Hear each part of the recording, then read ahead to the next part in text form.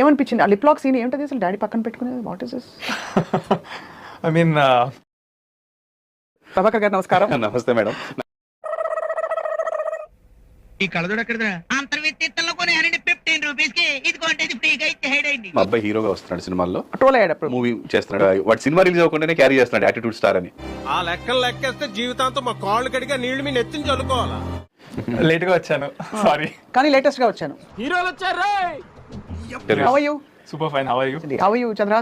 బానే ఉన్నానండి, ఇంకా బీపీ షుగర్ రాలేదు కదా, అంటే ఫస్ట్ సినిమా అందరికి ఇంటర్వ్యూలు ఇచ్చుకుంటూ రావడంలో లేట్ అయిపోయింది అనమాట. వీడు మళ్ళీ వచ్చాడు.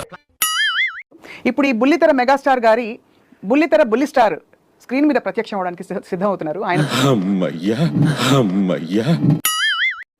మాకంటే ముందు వేరే సినిమా స్టార్ట్ అయిందండి, వాళ్ళకి ఫ్రీగా చేశాడు, నో మనీ. ఎవరు తీసుకోలేదు. అంతేనా? మనకి యాటిట్యూడ్ స్టార్ అయినందుకు ఆ మధ్యలో ఆ ట్రోలింగ్ అది అయినప్పుడు were you upset at any time? అస్సలు ఒకసారి తలుచుకుంటూ చచ్చిపోవాలనిపిస్తుంది సార్. ఈ బతుకలు వెతుకు దేవుడా. ఏముంటది ఏముంది, నువ్వేం చెప్పాడు నాకు రాకపోతే. నలుగురు హీరోయిన్స్ అండి, ఒక ఆంటీ ఉంటది, ఆంటీతో పెళ్లి చేసుకోవాల్సి వస్తుంది, ఇలా అని చెప్పాను. వెనకటి కోడు తుపాకి లేకపోయినా లపాకి కావాలన్నా అంట.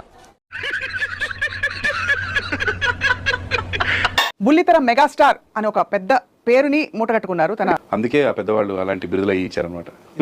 పద్మశ్రీనా అంటే అప్పుడే మీకు ఎవరు ఇవ్వలేదు, నేనే పెట్టుకున్నా స్క్రీన్ నేమ్. నాన్నగారి పేరు మెగాస్టార్ అని తెలుసు కదా, బుల్లితెర మెగాస్టార్. తమరి గురించి నాకు తెలీదా చెప్పండి. తెలుసు కదా. పీపుల్ నచ్చని వాళ్ళందరూ ఈడు యాటిట్యూడ్ ఏంది, ఈడు ఎక్స్ట్రాలు ఏం పీకినవరా నువ్వు అని చెప్పి మాట్లాడినారు. ఇప్పుడు కామెంట్స్ లో చూసుకుంటే 99% కామెంట్స్ బ్యాడే ఉంటాయి అన్ని.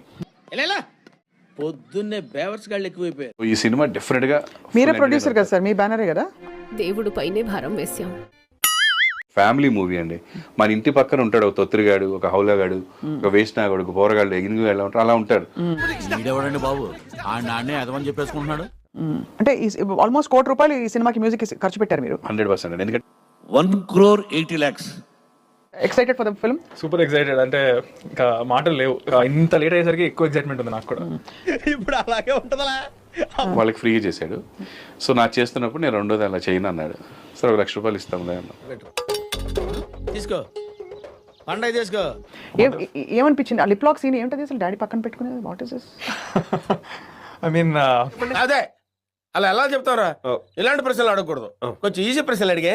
దానికి నవ్వుతా సిగ్గు లేకుండా చెప్పు. అర్థమైంది కదా. అంటే వీడు కూడా బన్నీ వెళ్ళండి దగ్గర బన్నీ. కొంచెం పాజిటివ్ నేచర్ ఉన్న వాళ్ళు మంచిగా కమెంట్ పెడతారు, దాని కింద వాళ్ళని తిడుతూ వేరే వాళ్ళు మీ అంటే పెడితే నాకు అప్పుడు అక్కడ బాధేస్తుంది. బాధపడకండి, అర్థమైన చూసుకోవడానికి 7 గొడవలు ఉన్నాడు కదా.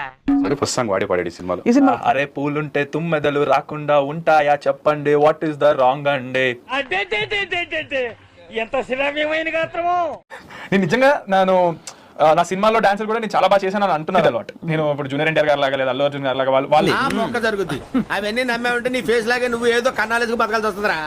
ఈ cinema meeting you, wishing you all the very best. And producer గా మీకు కూడా wishing you all the best, because ఇందులో మన డబ్బులు వాపస్ రావాలి.